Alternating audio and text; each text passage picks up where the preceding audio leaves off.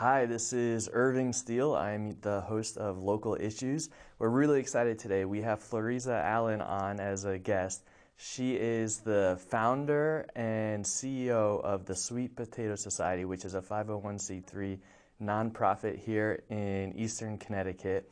She has a wealth of experience, knowledge, and wisdom that we're hoping to share. And we're going to jump right into it. So welcome. So great to have you here. Well, it's wonderful to be here. Thank you so much. Thank you. I'm excited. Of course. And Okay. I'm really interested to kind of find out a little bit more the history of kind of knowing what was the local issue that prompted you to say, hey, there's an opportunity here to make a difference in the community. Okay, so education, I really want to say. I think that the issue that for us making a difference, one thing I know how to do.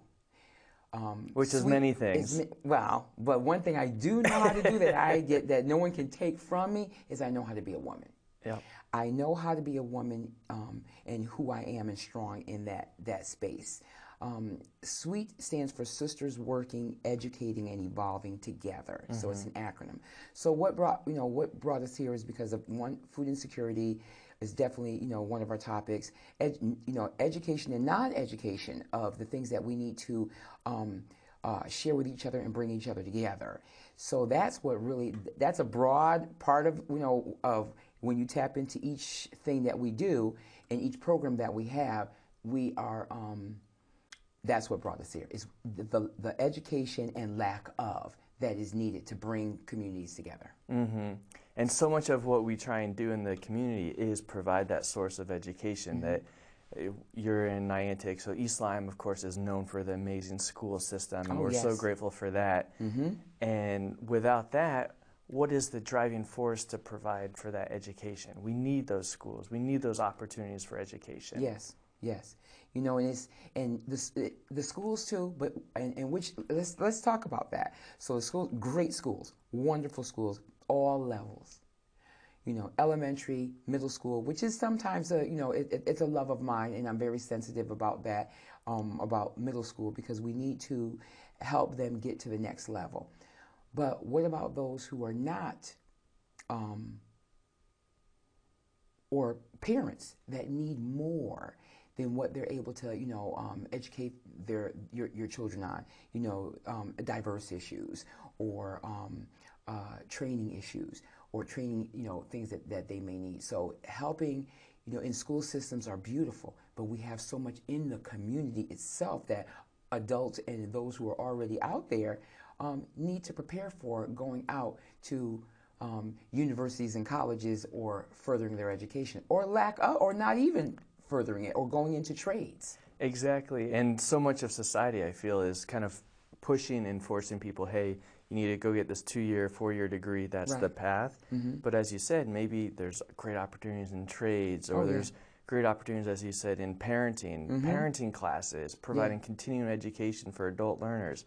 There's a vast opportunity there. Oh, there is. There really is. And we've stepped back from it. I don't understand why we have, and that's where we like to try to come in and say, okay, let's offer something. Let's offer a little bit more, and help out whatever way that we can. I think that's great. You're able to kind of notice where the government is able to provide the sources and the opportunities, but also where that gap is, where you can come in and have that niche market approach to provide a unique service offering. Yeah, well, we think that, well, thank you for saying it's a unique service offering, but, we just go there, where you put in, where you land at, you have to do the best at what you can do, no matter what it is. And I do talk with my hands a lot, so I do that. I talk with my hands. All of you who know me will say that. But where you land at, it's up to you to provide the most that you can. And we all have to do it together. It's not an I thing. Yep. And what's that expression? The way you do one thing is the way you do all things. Yeah. So you take that approach in everything you do. You have that same motivation, that same enthusiasm. And one thing I really appreciate too is that you focus on different groups, whether it's diverse groups, whether it's veterans, different ages. Yes. Can you share a little bit on that? Oh, definitely. All right, so everyone is in need. And like I said, you don't know what you don't know. So We started off with, because when I was in a state office at the time. I was running for at a time, exploring myself, and that takes a lot of courage to do that. It does. It really does. Admire I guess. that. But well, thank you very much for that. But to me, it didn't seem like courage. I didn't need the courage. I just, as you see, my personality. Yeah. You got to get it done, and you have to have a voice. Mm-hmm. You are allowed to have a voice. So we went out there, and after I realized that who I am as a woman. And I got great roots from my mother and my grandmother. My big mama and my mama taught me very well. Family has always been important to you. Extremely important. That's great. But it's not just your immediate family. Everyone should be part of your family. Mm-hmm. Everyone should be part of that. You should bring in as many people as you can in order to be able to help them. So we started off with children who were in some of the some were in underserved communities, some were in veteran communities, or even grandmothers that were taking care of babies. So we started off with a program because they weren't getting enough exercise. So we said, what we can do, because we all did, we started a Double Dutch team. Double Dutch. Tell me more. In 2006, Double Dutch. Okay. Double Dutch, because you get so many steps in. Uh-huh. It's extremely, and we got, news articles about that, but and the health department came up and said, wow, this is what you're doing, so why not, continue it? And I said, okay, we can do that. So they were getting more exercise, and then that led to nutrition. So we were like, oh, they need to eat too. But then parents were not realizing where they could go and the resources they could get from all the different entities. But then it brought many different people, and many different little children who just wanted to have fun, but yet they didn't realize what they were getting out of it and what their parents were getting that relief from it too. Mm-hmm. It's the fun element, but then also I feel like there's a huge element of education in there too, that as they learn that this exercise is helping them, then as what they are eating impacts their health as well, mm-hmm. It's all a win-win there. It is. And it also helps them to be with other people. Exactly. It takes them out of the box and with others and learn how to communicate with other people. And when you teach little ones how to do that, as we see during the pandemic, when they weren't able to communicate with others around them, it does make a difference, I think, in adult life. And it builds a community too, as you said, that mm-hmm. It truly takes a community to raise a child. Oh, and the fact that we have aunties, we have uncles, mm-hmm. we have cousins and brothers and sisters out in the community. Yeah.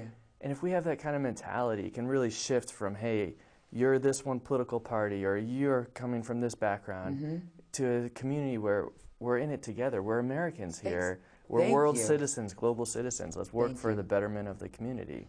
That's true, but not everyone thinks that way. They don't realize there's just something that's just missing, and we try to, and I think we all need to try to be that piece. We all bring something to the table. Lead by example. Yes, but we have some that don't know what the example is yet. We haven't read the script, some of us, but which makes your work even that much more important. So you focus a lot on the education, mm-hmm. then you're doing health and exercise, arts and culture. So we do a lot with arts as well, because it all ties in together. Mm-hmm. Food is an art, so we do that. Feeding people, that's the human thing that we need to do.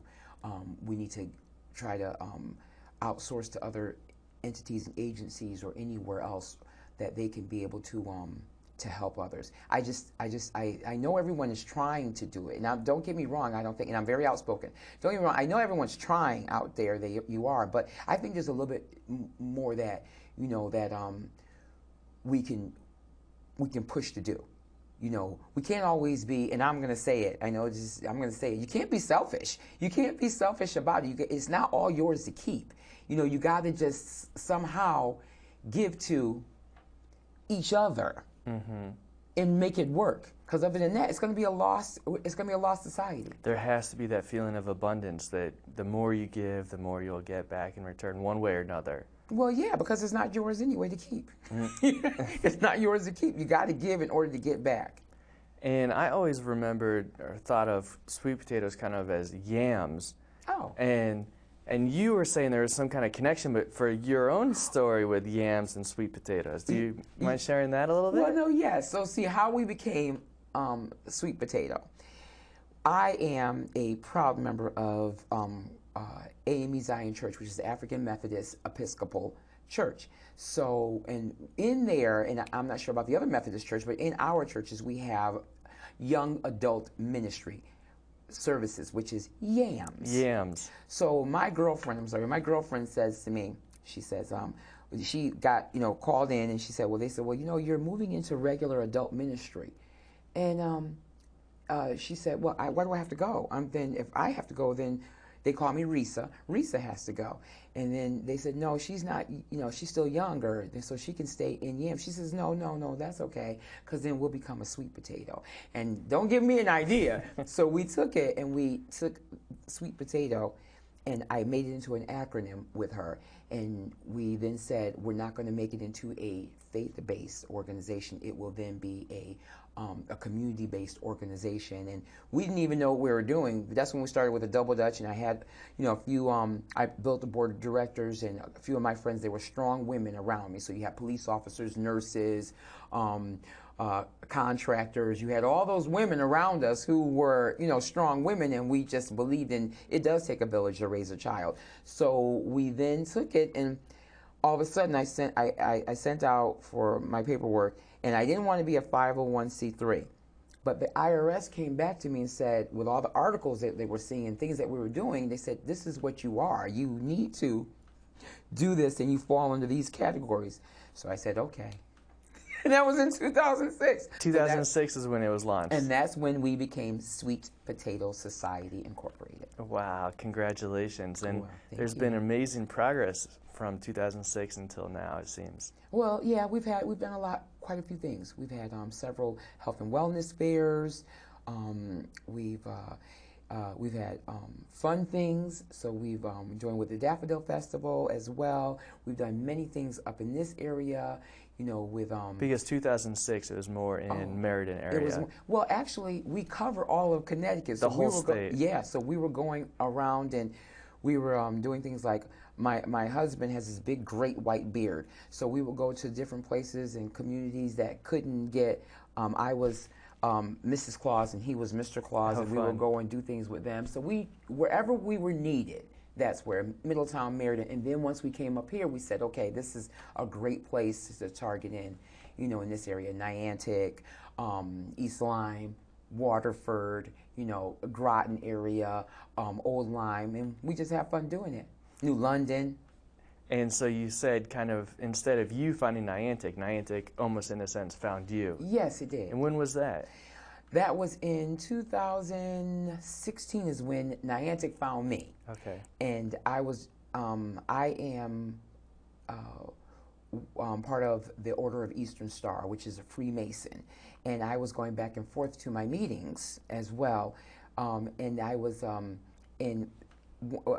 young lady, she said to me, well, my mom had passed last April.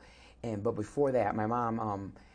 she was getting sick, and I was going back and forth constantly and traveling, and I had clients that were up here in the East Lyme area. And I had opened a home care agency, so I wanted to make sure my mother had the best of health. Mm-hmm. But then, when I went to go, see her space, because I was going to get a little office there and just do sweet potato stuff, I met the wonderful Mitchells, and Peter and George said to me, well, we got a space we want to show you. And that's when I said, okay, they showed me Niantic, and I was there, and I said, all right.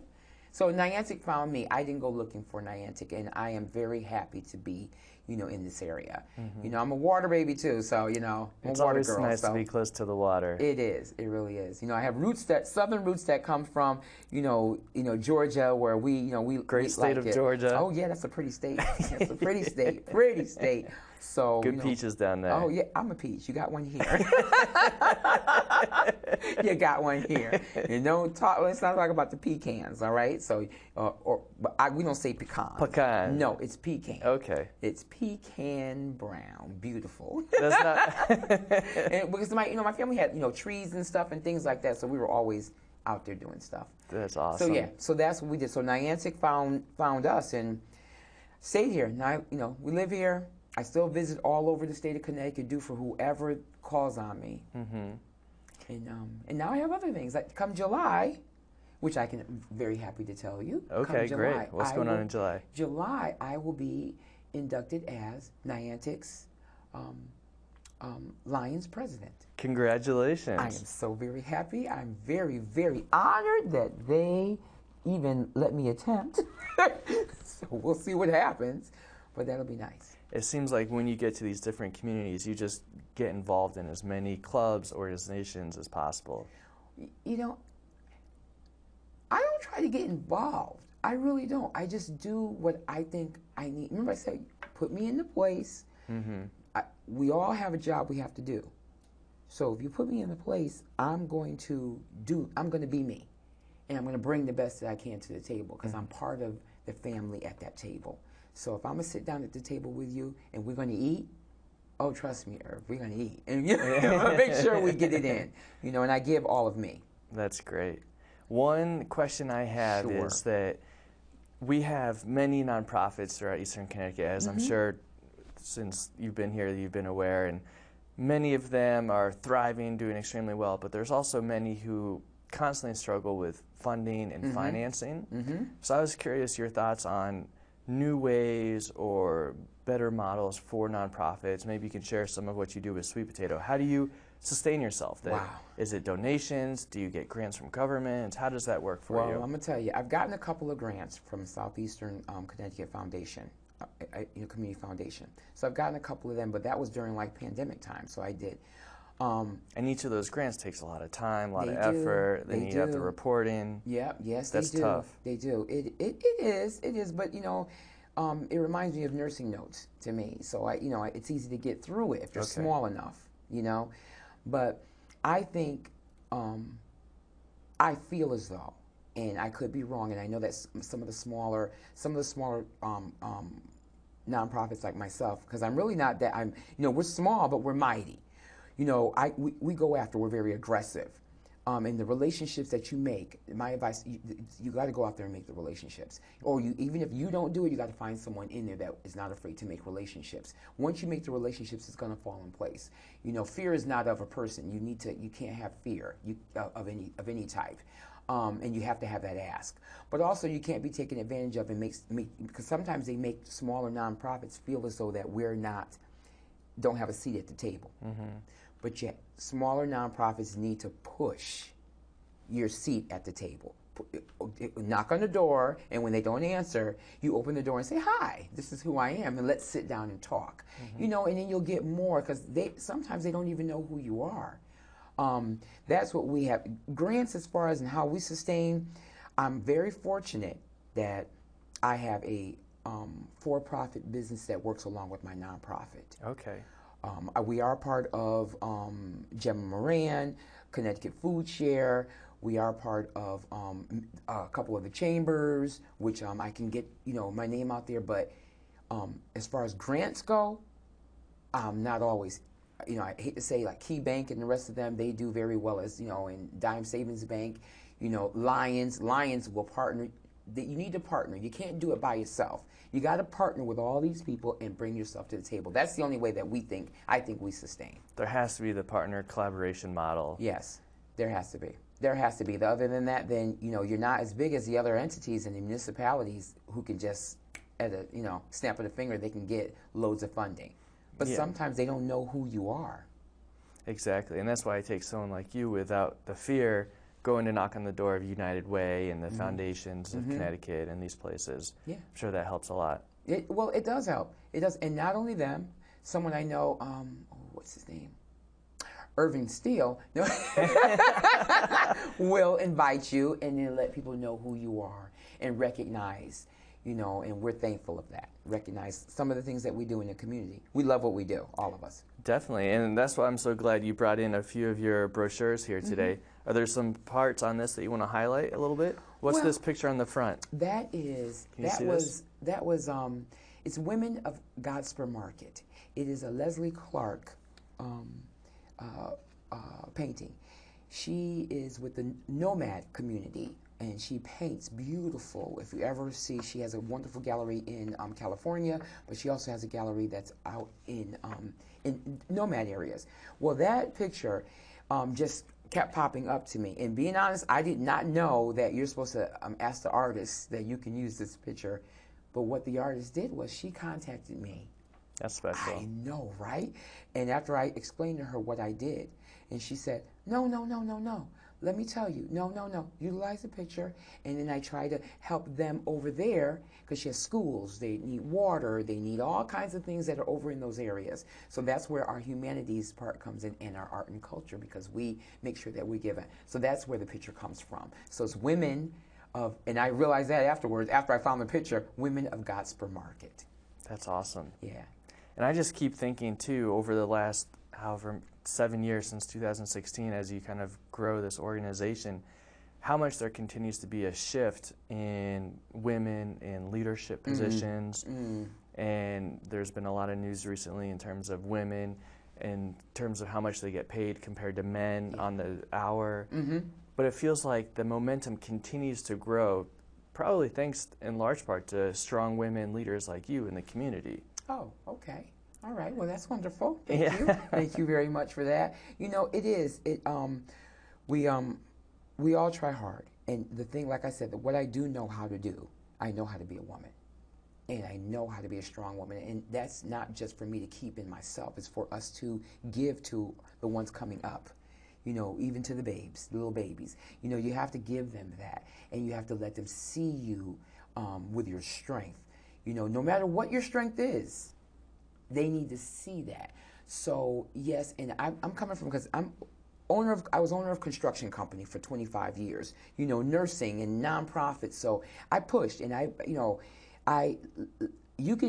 it doesn't hurt you to get dirty, because you can clean everything up. But you have to have a seat at every table and let them know who you are. They're going to see you. We're not weak. We're not the weaker one. We are the helpmate. So because we are the helper of all society, we need to showcase how strong we are in that help.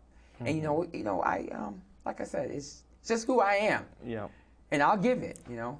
That's awesome. I love it too. The story of my niece, who's about 3 years old. She's been in and out of different doctor's appointments, and one thing that she was saying recently, she was asking her mother, my sister, if men can be doctors, because almost every single nurse she's had, every single doctor she had, has been a woman. And it was just a complete change of perspective that, wow, nice. Can men be doctors too? Nice. No. Because for her as 3-year-old, seeing all these women in leadership roles in healthcare, how special is that? But that's awesome. That is awesome. And for her to even ask that question, that is such a turn. That really is, especially when it's a time where I went to trade schools. So I started off in trade schools, drafting engineering. So when I went into all the trades, you go to all the trades in the 9th grade, and I went into carpentry. And I remember wanting to become a carpenter because my grandfather and we're all tradespeople, and military. So he said to me, the carpentry instructor, and I'm putting you out on blast. He said to me, "No, we don't accept girls in our class." And I said, "What are you talking about?" He said, "We don't accept, women. It's too hard." I said, "What do you mean it's too hard?" Remember, I own a construction company. So, and that's what really placed it. He says, "Because there's no bathrooms. Where are you going to go to the bathroom?" I said, "What are you talking about? So you don't let women in your class because they don't go to the bathroom? They can't. They have to. No, we have to go stop places. How dare you? You make that terrible remark to me at 14 years old. I went back and I told my mother. My mother was like, "Oh no!" And here's a 5'2" woman who's hard. She's like, "No, go take it." So instead, what I did, I said, "Well, you don't make enough money anyway. I'll go be an engineer." So draftsman to engineering, welding to engineering. That's what I did. And I let him know afterwards that no. And after that, and when we complained, my mother was a mover and a shaker herself. And when she put it to him and other people, other organizations, they started letting women into carpentry. So for her to say, that's what I'm saying, for her to say that at 3 years old now, like, okay, now I look in construction, and I often say, I'm glad that we are women who will push and let the little ones flourish. Exactly, because what if there's a little one thinking about construction and they didn't see you with your business for 25 years in that industry, or as an architect, engineer? they might never know. No, and they probably wouldn't. But if there is the National Association for Women in Construction, they really help. They have so many little projects for little girls and little, like Touch a Truck, of course, and things like that, where a lot of women who are master trades women who come out there and help those little ones to grow into who they are. And don't forget the trades. People forget about the trades. Not everyone's going to be able to go into that 2 to 4 year, 6 year, get that degree. They might, and you can get it still that same degree with construction experience. Construction managers, places and things like that. Manafort Brothers, people like that who offer that extended education, especially for a woman. I'm sorry, but yeah. It's amazing. Yeah, one of our previous guests was a journey person for woodworking, and they said most of the times for the construction and the woodworking, they're one of the few women there, but just to have that courage to step out and do that. And they're more detailed. They're extremely detailed. Definitely. We have a few minutes left. I was wondering, you mentioned your mom and your big mom. Yeah. Big mama. Quite often. Are there some stories or something that you want to just share about them? They seem very important people in your life. They are. See, that's an emotional side to me, so I'm sorry, but they are extremely important to me. They've always, taught me to be graceful. Always have taught me to be strong and never let anything get in my way. They're funny women, extremely funny women, but they're only 4'11" and 5'2". I'm 5'8.5". Well, I was 5'9", but 5'8.5" is what they keep saying. But they've always, they're mighty and strong. My father's 6'4.5". My grandfather was 6'1". So, and they were, my brothers, I have 4 brothers, and my mother, they were afraid of my mother, not my father. So these women, and I do give everything that I have learned and anything in the world to them. The only thing that I know that I've been taught by them is if I can be a great daughter, a great woman, great person. And that's what you're doing. So how can we find out more about the Sweet Potato Society? How can we support you? You can go on sweetpotatosociety.org and take a look at some of the things that we're doing. You can of course call us at we have offices in Old Lyme right now as well. So 19 Halls Road, if you'd like to see that. Our telephone number is right there. Everything you'll find is on the website about Sweet Potato Society. Well, thank you so much, Ms. Allen. It's so great to have you on the show. We're grateful to have you here. Thank you. It's good to be here. We appreciate it. Thank you. Thank you so much. That was great. Really very good.